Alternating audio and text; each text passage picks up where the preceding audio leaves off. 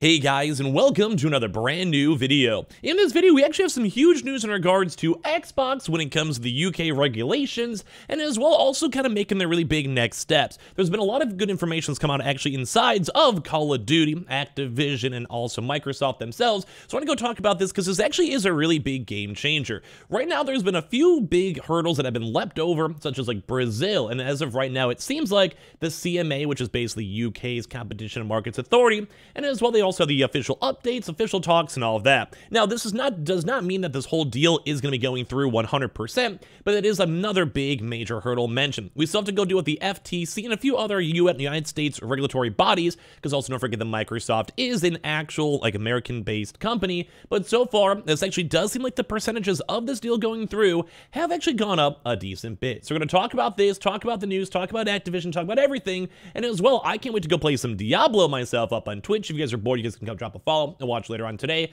or as well follow the Twitter. I'll tweet out when I go live or just general gaming news. Also follow the Amazon links down below, and of course, make sure you guys are subscribed. Give me your thoughts and comments, and let's dive into it because it's actually some pretty big news. So as you guys can probably go read from the headline above, the UK regulator sides now with Microsoft over the Call of Duty on PlayStation concerns.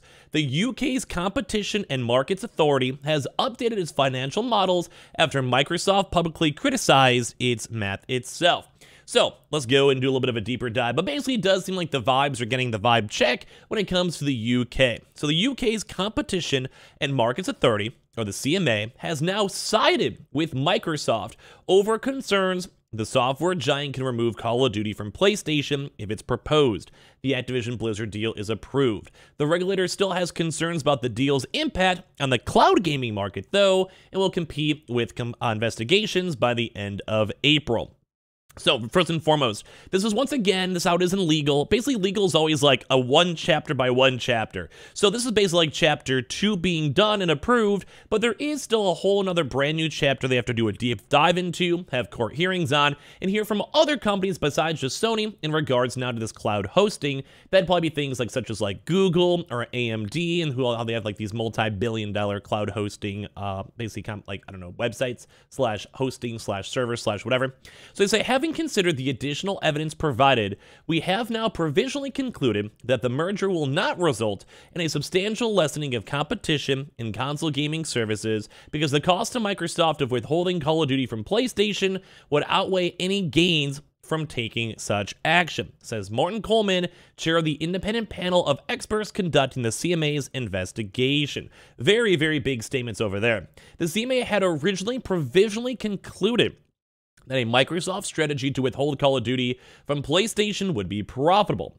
Microsoft wasn't happy with that conclusion and then publicly criticized the regulator's math earlier this month, arguing that the CMA's financial modeling was actually flawed. So they're basically trying to say like, oh, hey, you guys are wrong. Here's why. Redo your numbers and get back to us in terms of the Kate side.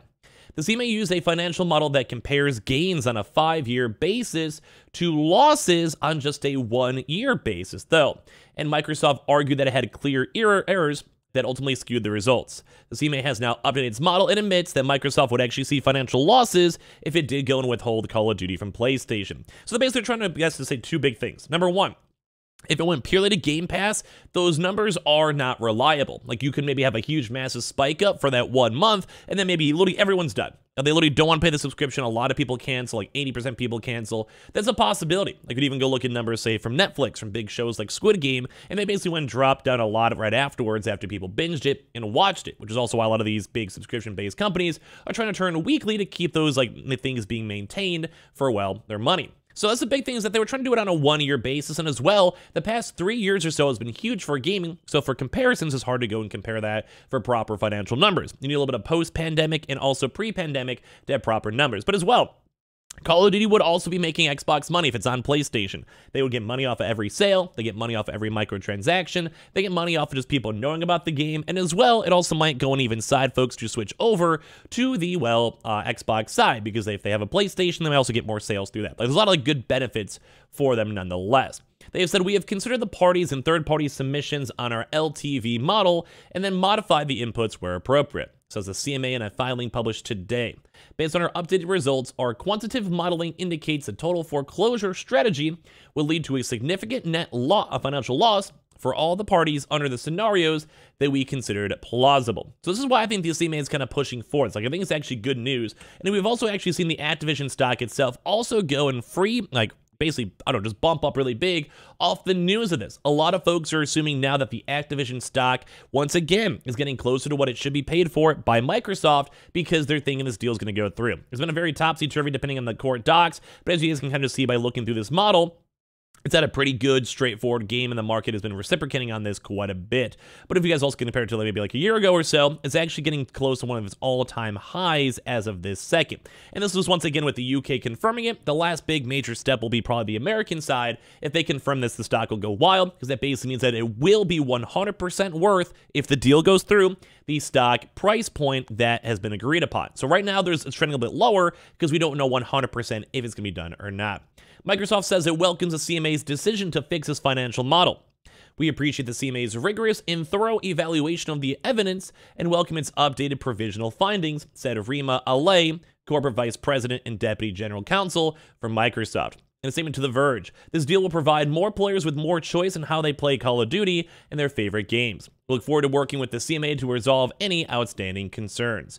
Sony, and this could be maybe even a separate video for me to do a little bit more of a deeper dive into, Sony, one of the only opponents to Microsoft's deal, said its filings with the CMA last month that it was concerned about the proposed Activision Blizzard acquisition and the future of Call of Duty.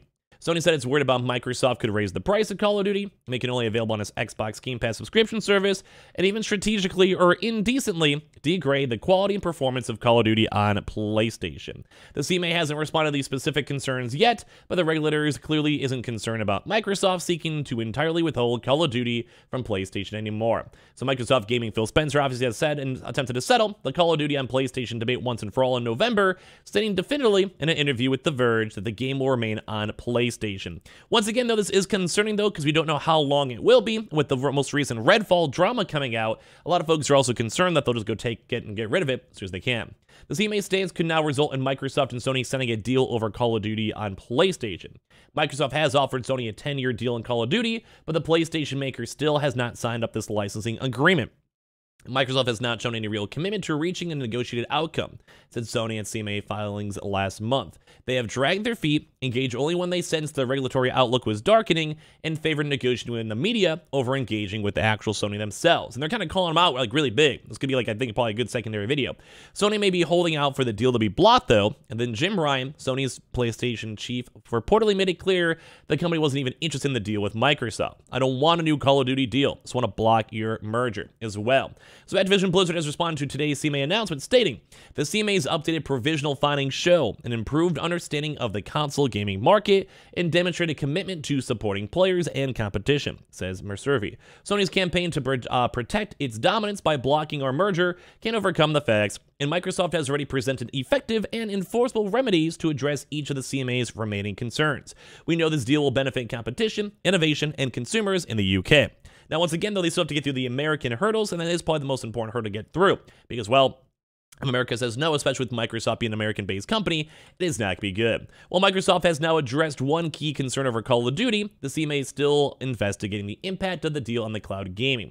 And this might be also, once again, either maybe even on mobile marketing too, where it might stop. Our provisional view is the deal raises concerns in the cloud gaming market is not affected by today's announcement, says Coleman. Our investigation remains on course for completion by the end of April. So we can maybe stop finally making videos on this one because, well, they might actually have some news for it.